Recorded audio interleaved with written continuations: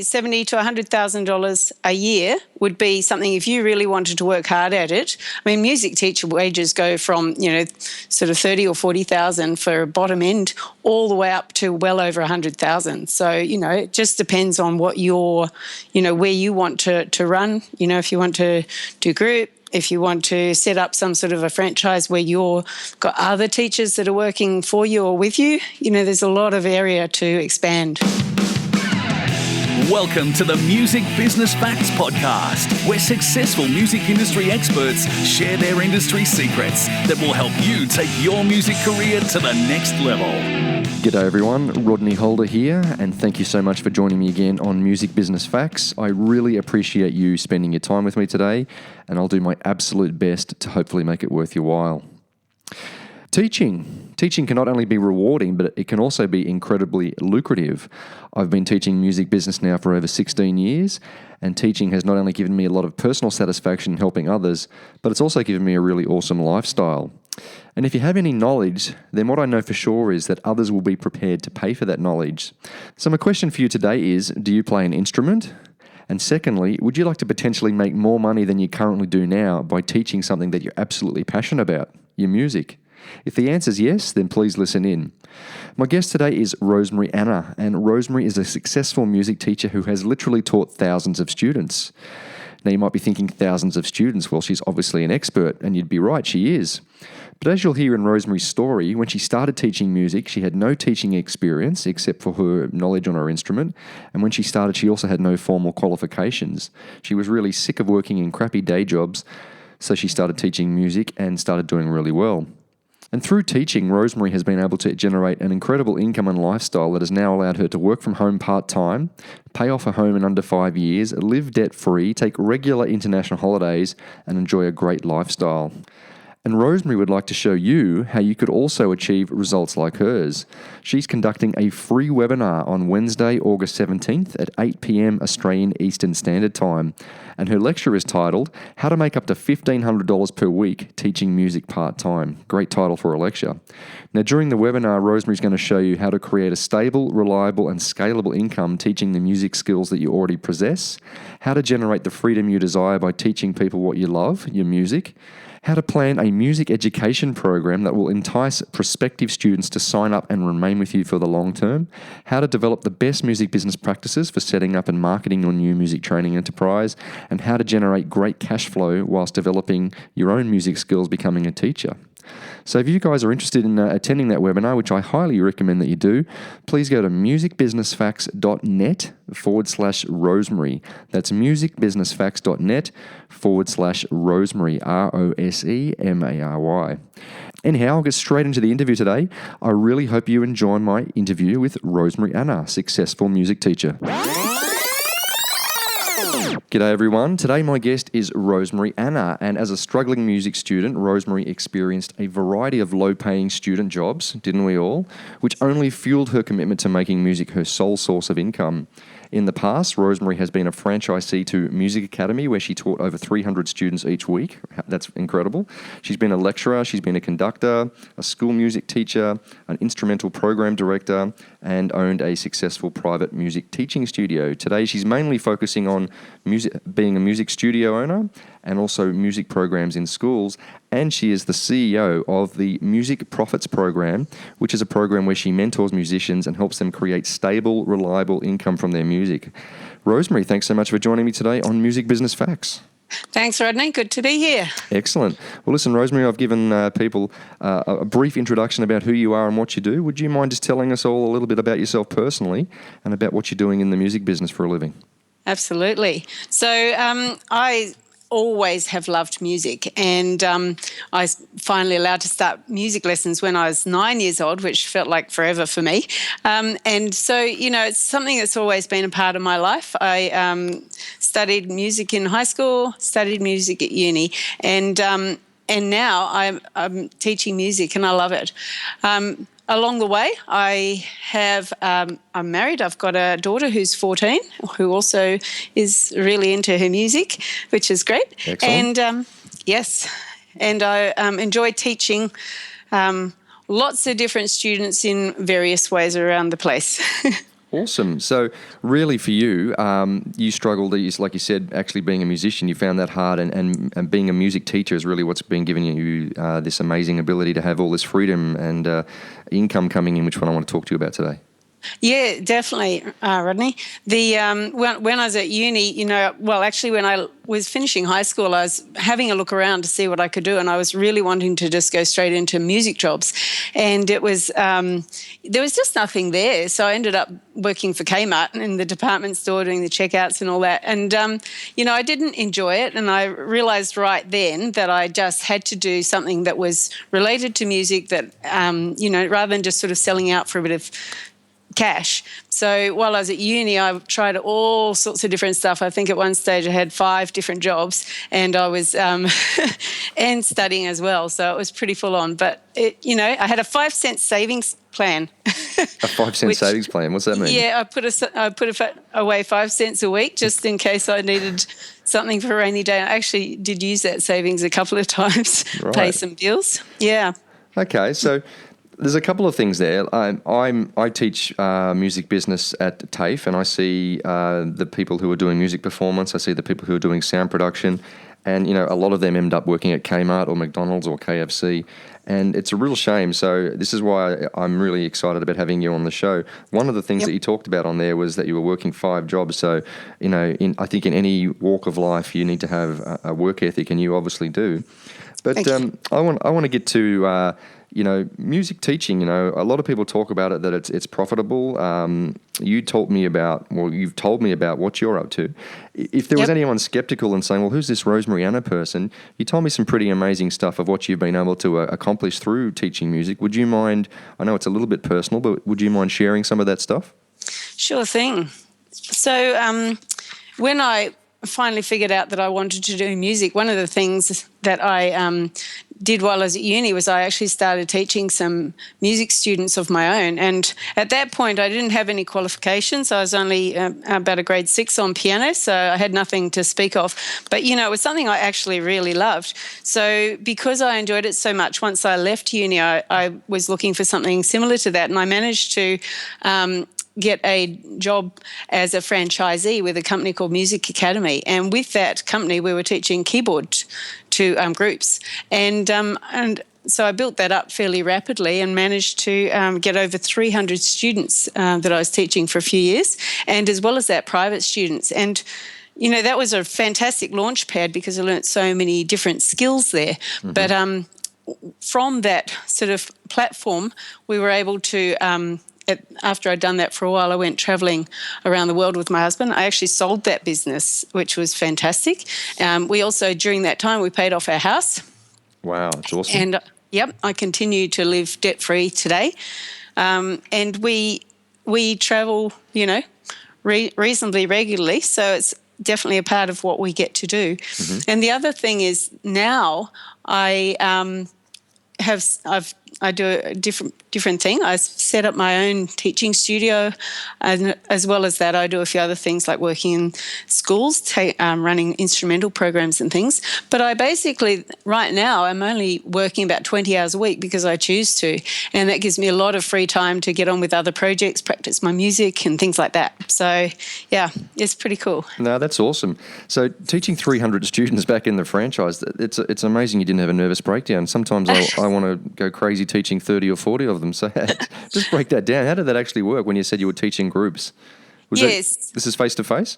Yeah, it was face-to-face. We ran the program in schools, so I had groups of up to 15 kids sitting there in the room with a keyboard each. God, you must have had a big stick next to you, did you? I've got a big voice. Yeah, but, the main thing about it is, you sort of tap into their energy. And mm-hmm. so rather than, sort of telling them to be quiet or whatever, you sort of work with them. Okay. So, if you're teaching, most of my groups were 10 to 15 students in each group. So you can sort of work out the maths on that, how you'd fit that into a week. I was travelling around to 10 different schools. Mm-hmm. And I think there were 45-minute lessons we were running for each group. So, yeah, it was fantastic because, I had to do all the marketing myself. I helped with program development. I also did some tutor training during that time as well. So it was really such a great start, because I got to practice all those sort of skills right in the early days when I just fresh out of uni. So it's great. That's great. And that's how you got all these amazing business skills, by actually doing, which is great. And absolutely, because you don't know it until you actually do it, I think. That's right, until you're out in the trenches. And you sold that franchise and made a profit, obviously. Yes. One of the things that I'm seeing that you've done, which I teach my students in my music business diploma and really in all my courses, is that as a musician, you kind of have to, I always talk about a metaphor where there's a big funnel and you're at the bottom of the funnel and you're trying to have as many income streams drip into the top of that funnel as you possibly can. And it sounds like that's exactly what you did. You had your teaching, and you had your maybe your day job at Kmart and all this other stuff. Is that what you preach to people? Yeah, pretty much. I mean, as musicians, you really need to be pretty diverse, because, there's so many areas that you can put together an income once you get creative about it. So, while I was at uni, I was teaching some music students for another teacher. I was doing like group theory lessons. I actually picked up a few students of my own. I had the Kmart job. I was ushering. Where I was studying, they had concerts, so I was helping out with that. I was working in the library. I had some other businesses I was trying on the side. So, it was just a time where you explore and then you find what you love. For me, that's really the thing. And for me, it really was. Out of all the jobs that I did, I found that teaching music was really rewarding, because it was something where I got to stay right in the middle of music, which is where my passion is, and got to share that with other people. On top of that, it pays way better than any of the other jobs I had.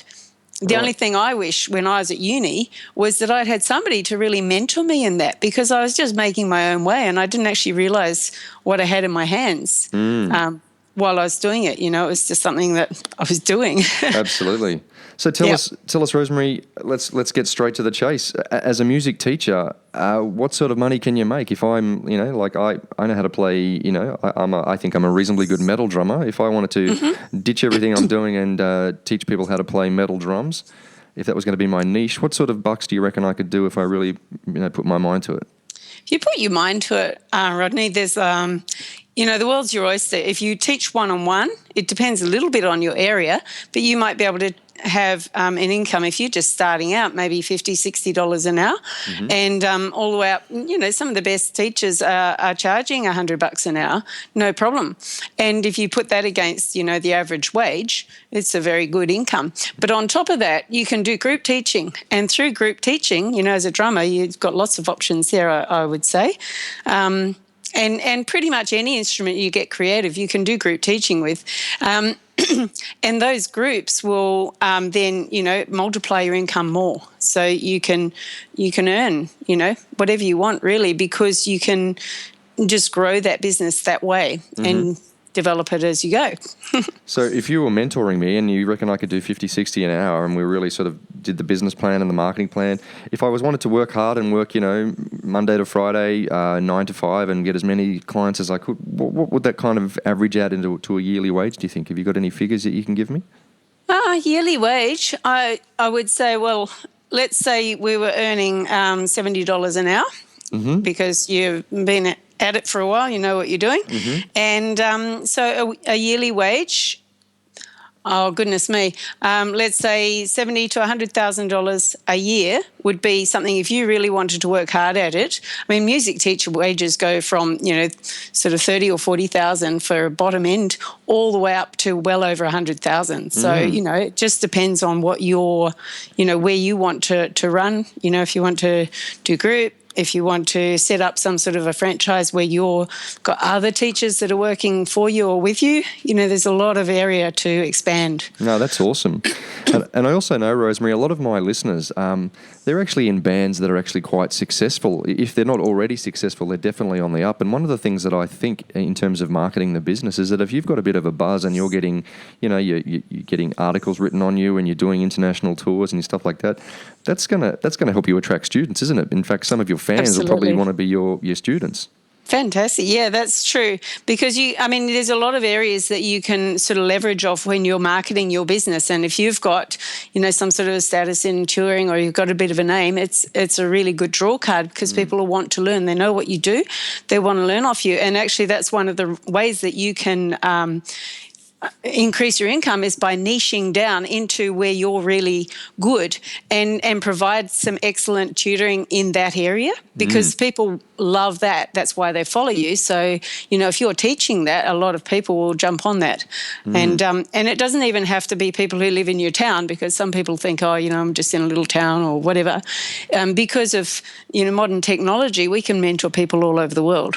Yeah, that's amazing, isn't it? And a lot of my guests have talked about now how they're making some very good money with Skype lessons and online lessons and doing courses and stuff. That's the way. Absolutely.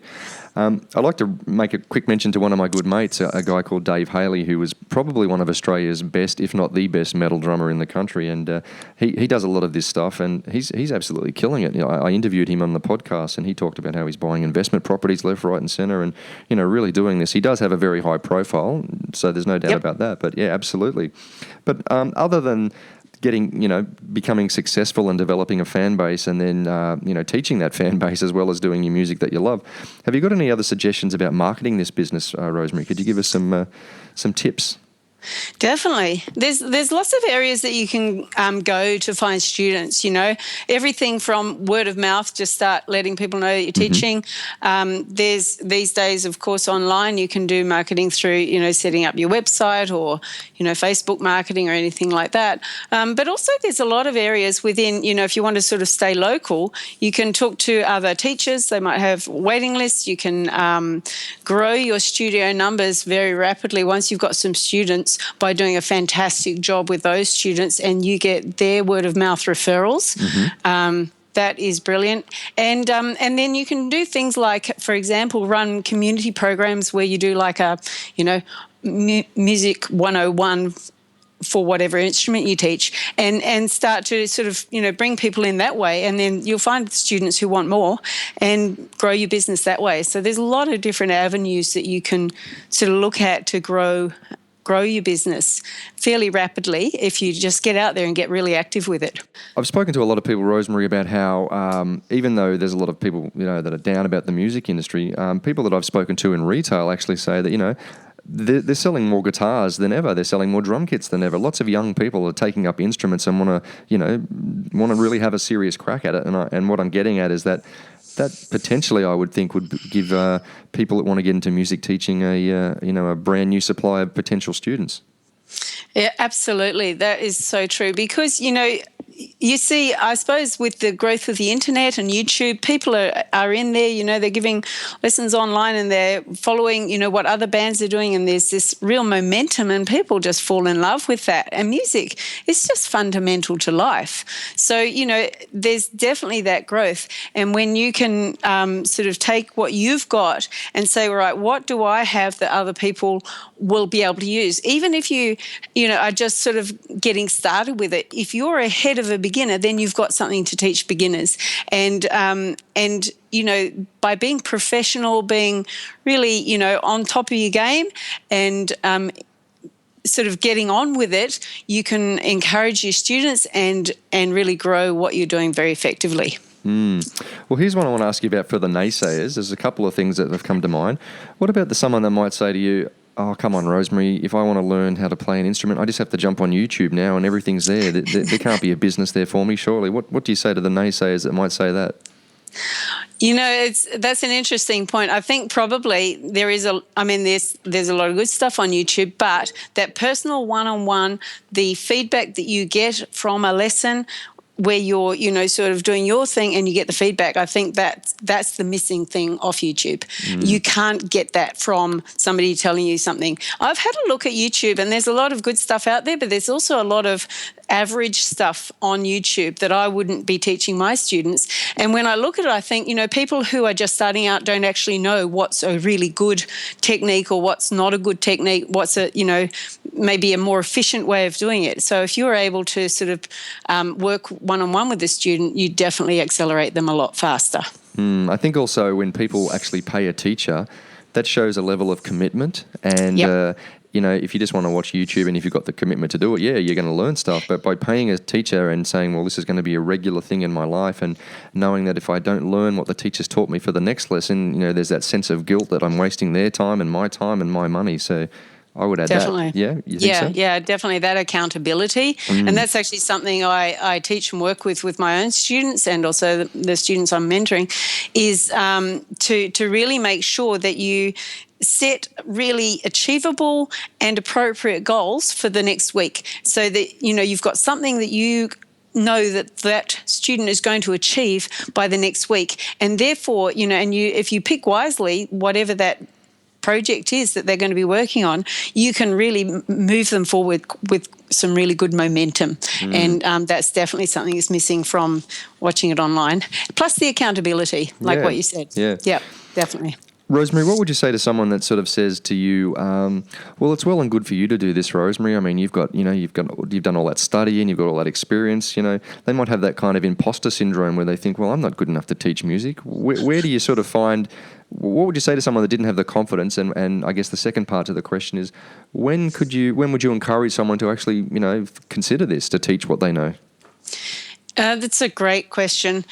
The thing that I always come back to with this is that I started teaching before I had any of those qualifications. I started teaching when I was in my first year at uni.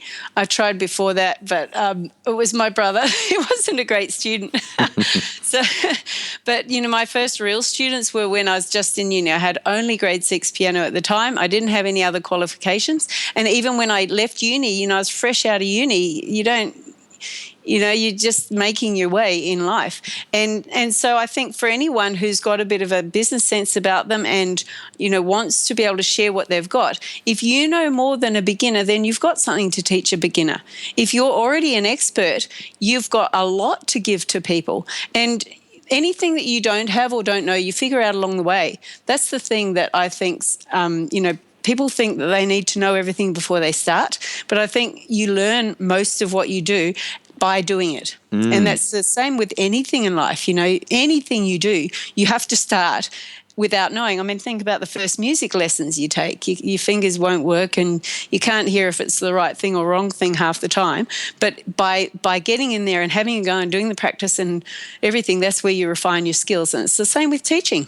Absolutely. So, I've got students who I'm working with at 14, 15 years old who are starting their own teaching businesses and doing a great job of it, and they love it. And they've got people coming in and asking for lessons and growing their numbers. So, it works at any age, as long as you're committed to growing your own skills and becoming better as a musician and as a teacher. That is fantastic. 14 years old, starting your own business, making $50 an hour. Doing what you love. Yep. Fantastic. Rosemary, what do you think about the naysayers that go, come on, Rosemary, there's so much competition out there. Everyone's doing, music lessons. What have you got to say to them? Well, you know what? I think the main thing, the biggest key, is to really know who you are. Yes, there's a lot of different people doing music lessons, but you yourself are unique. You have your own thing that you bring to it. So, maybe it might be your personality. It might be what you know. It might be perhaps your genre of music. Maybe there's a particular teaching system you work with that maybe some of your competitors don't. Maybe you've got some skills in an area like, technology or, maybe doing something with the internet. Maybe you can offer composition, recording as part of your lessons. Maybe there's opportunities where you can bring your students to live performance and give them that experience. Maybe you can work with them as a band rather than as an individual. So, there's a lot of areas. So, in a town, you might have 10 guitar teachers, but everyone's going to bring a different thing to that. And that's where, in my immediate area, there's a bunch of piano teachers, which is what I do. And for some of them, we actually work together. I don't see them as competitors.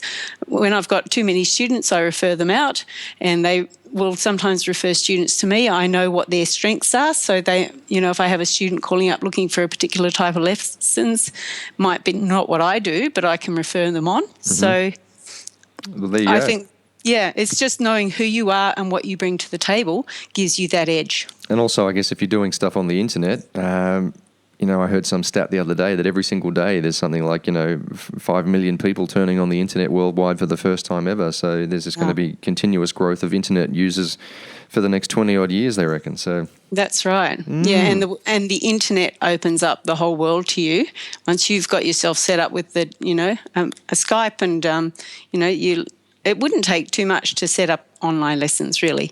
And then, yes, the world is your oyster. Set up a decent website, draw the crowds, and away you go. Well, listen, Rosemary, I know that you are going to give us this amazing webinar coming up, but just before we get that, just before the podcast finishes today, could you give my listeners and myself a couple of quick tips? If someone was listening to this and going, you know what, she's onto something, this is a good idea, where would I start? What would be a couple of the, say, first 3 steps that you would recommend that they do to start up trying to get some students and to make some good money teaching music and get out of that shitty day job? Yeah. So first step is you need to identify where you're going to teach. So if you can teach from home, if you've got a home studio set up that's suitable, fantastic, go with that. Otherwise, there's lots of places, sort of around the area that you can set up. There's recording studios. You might be able to hire a room, or maybe in the local music store, community centre. Schools will often hire out a space. So there's lots of areas like that. So find yourself a space, or you can always go to students' homes anyway if you're teaching locally. Then, of course, advertise, get the word out, find your students. So you can do that by word of mouth, talking to other musicians and, get referrals, or also other tutors who are teaching non-music subjects. It's a fantastic resource because they're, if you're looking for kids, maybe advertise in the schools, local community centres. You could run a community program just to sort of kick things off.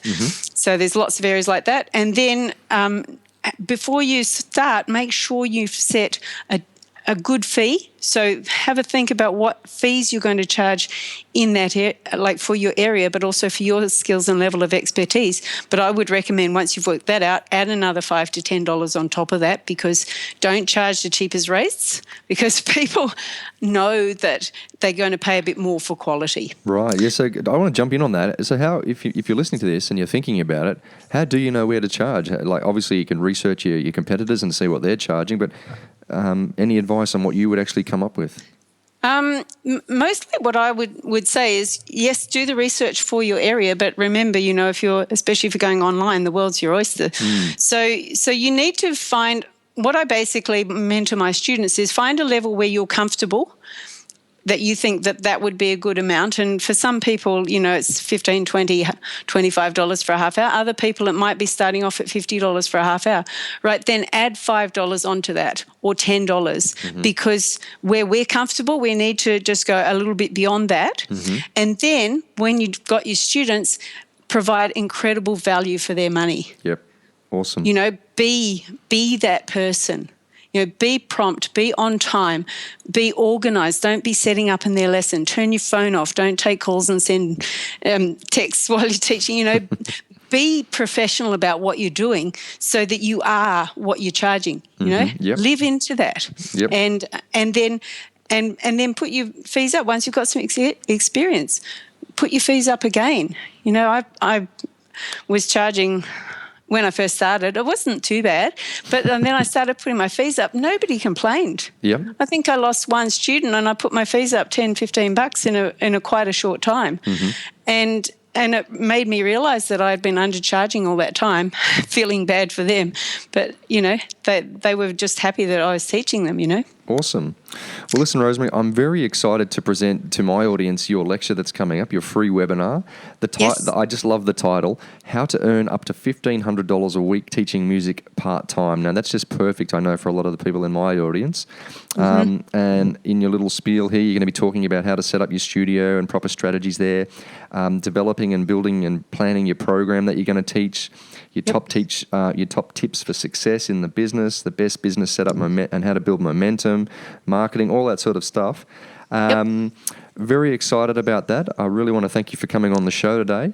And it's been my pleasure, Rodney. Was there anything that I didn't ask you, Rosemary, that I should have? Anything jumping out at you about making money from teaching what you know as a musician? Probably the biggest thing I just wanted to bring home to the audience is that as musicians, we have an incredible set of skills. And, like we've already talked about, so many people want to do that, And if you understand that and value that yourself and know what that is worth and know, the hours that you've invested into it and what's the value of that, then you'll be able to sort of market that and bring it out to other people. So make brilliant money from it. Awesome. Okay, well, that's going to be on the 17th of August at 8 p.m. How to earn up to $1,500 a week teaching music part-time with Rosemary Anna. Rosemary, thanks so much for coming onto the show today. I can't wait to attend your webinar and hopefully we get some new teaching students out of your free lecture. Very, very awesome. Yes, it would be very exciting. I'm looking forward to it. All right, Rosemary, well, all the best, and I'll talk to you very, very soon. Thanks for having me, Rodney. Bye-bye, mate. Bye. Well, ladies and gentlemen, does that sound good to you? Very, very inspiring to see someone making a great living teaching to others something that she is truly passionate about. And as you heard, not just making a living, but doing really, really well. So as I've mentioned, if you'd like to attend Rosemary's free lecture called How to Make Up to $1,500 a Week Teaching Music Part-Time, go to musicbusinessfacts.net/Rosemary, Rosemary. And that lecture will be live on Wednesday, the 17th of August at 8 p.m. Australian Eastern Standard Time. And I certainly know I'm very, very pumped to hear that lecture. As usual, people, I'd love you to go to the iTunes store and subscribe to the show. That way you'll never miss an episode of Music Business Facts.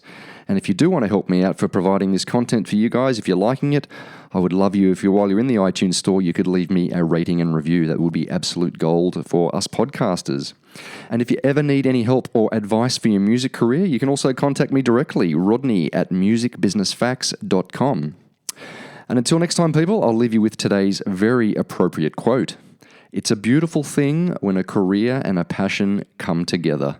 This is Rodney Holder signing off for musicbusinessfacts.com. Cop you later. You've been listening to the Music Business Facts podcast. For more essential music business tips and information, visit musicbusinessfacts.com.